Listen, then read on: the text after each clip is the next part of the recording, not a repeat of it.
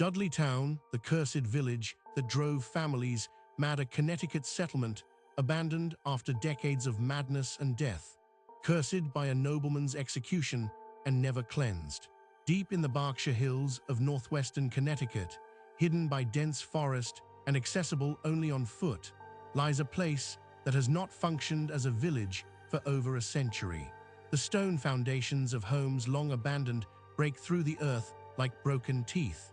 Trees grow through what were once doorways. Moss covers the remnants of chimneys that once warmed families now lost to history and tragedy. This is Dudleytown, also known as the Village of the Damned, a settlement that stands as one of the most spiritually oppressive locations ever documented in American paranormal history. The village is settled in the 1740s by families bearing the surname Dudley.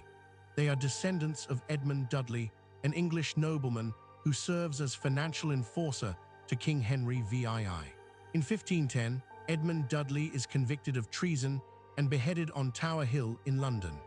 Local legend holds that at the moment of his execution, a curse falls upon the Dudley bloodline, a spiritual condemnation that will follow his descendants across generations and across an ocean to the New World. The families who established Dudleytown in the Connecticut wilderness are unaware of this legacy, or perhaps they believe the Atlantic Ocean and a new continent will provide distance enough from whatever darkness clings to their name. They clear land.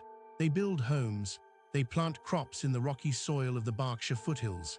For a time, the settlement functions like any other frontier village, but within decades, a pattern emerges that cannot be ignored. General Herman Swift settles in Dudleytown with his wife Mary. One afternoon, Mary stands outside their home when a lightning bolt strikes her directly. She perishes instantly. General Swift, a decorated military officer known for his composure and discipline, loses his mind entirely. Neighbors report seeing him wandering the dirt paths of the village, muttering incoherently to himself, his eyes unfocused and distant. He never recovers. He continues this way until his death, a man hollowed out by grief and something darker that his mind cannot process.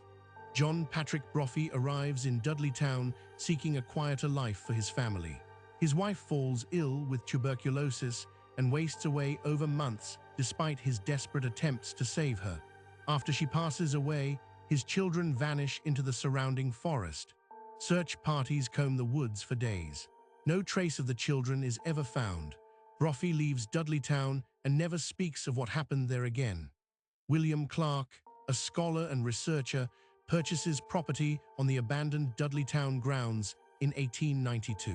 He builds a summer home there, attracted by the solitude and natural beauty of the wooded hills. One weekend, Clark returns to the property to find his wife in a state of complete psychological collapse. She rocks back and forth, screaming about demons that emerged from the trees to torment her. Her mind is shattered beyond recovery. Clark abandons the property immediately. He never returns. His wife spends the remainder of her life in institutional care, unable to articulate what she experienced in coherent terms. By the mid-1800s, Dudleytown ceases to function as a settlement. Families leave. Homes are abandoned. The forest reclaims the land with aggressive speed, as if eager to cover what happened there. But the history embedded in that soil does not disperse. Those who venture into the ruins in the decades that follow report experiences that defy rational explanation. Visitors describe an oppressive weight in the air, a sensation of pressure against their chests that makes breathing difficult. They report disorientation even in daylight, an inability to navigate the simple trails leading in and out of the site. Visual disturbances occur frequently, shadows that move against the direction of the sun, figures glimpsed between trees that vanish when approached. Most disturbing is the sensation of being watched from the surrounding forest, a feeling so pervasive and unshakable that even skeptics leave the area unsettled. Animals avoid Dudleytown. Hunters note that game trails curve around the boundaries of the old settlement rather than passing through it. Birds reportedly do not sing there. Dogs brought onto the property exhibit acute distress, whining and pulling against their leashes, refusing to move forward. In the early 1970s, Ed and Lorraine Warren begin investigating Dudleytown. They visit the site multiple times and film a Halloween special there, documenting the oppressive atmosphere and the historical record of tragedy. Lorraine Warren, a clairvoyant who has investigated some of the most notorious hauntings in American history, describes Dudleytown as one of the most spiritually oppressive locations she has ever entered. What troubles her most is the character of the darkness. In a typical demonic haunting, Lorraine explains, the presence is focused and directed. There is a source, an entity with intent, but Dudleytown feels different. The darkness is ambient, diffuse, as if it has soaked into the ground itself. It does not emanate from a single point. It rises from the earth beneath her feet. It presses down from the canopy of trees overhead. It saturates the air. She describes it as standing inside a spiritual wound that has never healed. Ed Warren researches the Dudley family history in exhaustive detail. He traces the lineage from Edmund Dudley through the generations to the families who settle in Connecticut. What he discovers convinces him that the curse is not metaphorical. The pattern of madness and tragedy in Dudleytown is too consistent, too recurring across too many different families and too many different visitors to be coincidental.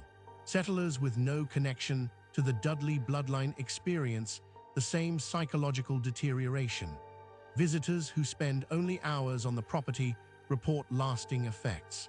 Ed concludes that the generational curse placed upon Edmund Dudley at his execution followed his descendants to this Connecticut hillside and settled into the land itself.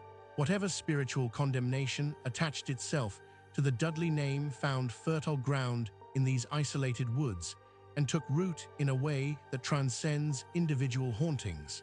The danger of Dudleytown is cumulative rather than sudden. Investigators who spend extended time on the grounds report psychological deterioration that begins subtly and intensifies over days or weeks. Anxiety, paranoia, depression, intrusive thoughts that follow them home and persist long after they leave the site. Some describe nightmares featuring the ruins and the forest, dreams in which they wander the stone foundations, unable to find their way out. Lorraine Warren experiences a level of spiritual oppression at Dudleytown that she finds difficult to articulate even years later. She speaks of a weight that has no single point of origin, a darkness without a face. It is not the sharp, hostile presence of a demonic entity. It is something older and more pervasive, a sickness embedded in the location itself. Researchers who bring animals onto the property report that the creatures behave with acute distress and cannot be calmed. Horses refuse to enter the area. Dogs tremble and whine. Even insects seem less present in Dudleytown than in the surrounding forest, as if the natural order itself recoils from the place. The property is privately owned today by the Dark Entry Forest Association, a land trust that strictly prohibits public access. The prohibition is enforced not merely to protect the ruins, but because of the documented number of investigators and curiosity seekers who have required assistance leaving the property in states of psychological distress. Trespassing is prosecuted. Warning signs are posted at every possible entry point. No formal exorcism or spiritual intervention has ever been performed at Dudleytown. The Warrens document what they experience and investigate the historical record, but they do not attempt to remove or address the spiritual condition of the land. Ed Warren considers such a task beyond the scope of what conventional religious intervention could accomplish in a location of this character. The darkness is not localized in a way that can be isolated and expelled. It is part of the place itself. The forest continues to grow over the ruins of the village. The stone foundations of homes that once housed families driven mad are slowly being swallowed by roots and earth. Nature reclaims what remains, but those who have studied the site note that even this process seems incomplete. The land never fully integrates back into the surrounding wilderness. Something remains wrong there, a spiritual scar that will not fade. Dudleytown remains one of the most well-known locations in Connecticut paranormal history. It is referenced in books, documentaries, and paranormal investigations for decades. The Warren investigation brings it to wider attention in the 1970s and lends their professional credibility to the assessment that something genuinely wrong has taken root in those Connecticut hills. The site has been compared to other cursed locations in American folklore, places where the accumulation of tragedy and human suffering seems to have altered the spiritual character of the land itself in ways that persist long after the people who suffered there are gone. Gettysburg, the site of the Donner Party, Native American massacre sites, locations where death and despair saturate the ground and leave an impression that sensitive individuals can still perceive. Ed Warren calls Dudleytown proof that evil can saturate a place just as completely as it can saturate a person. He argues that spiritual contamination is not limited to haunted houses or possessed objects. Entire locations can become corrupted, their very geography transformed into something hostile to human presence. The village of the damned remains hidden in the Connecticut hills, its foundations slowly disappearing beneath moss and fallen leaves. The curse that allegedly followed the Dudley family across an ocean and across centuries may still linger there, embedded in soil that has absorbed too much suffering to ever be truly clean again.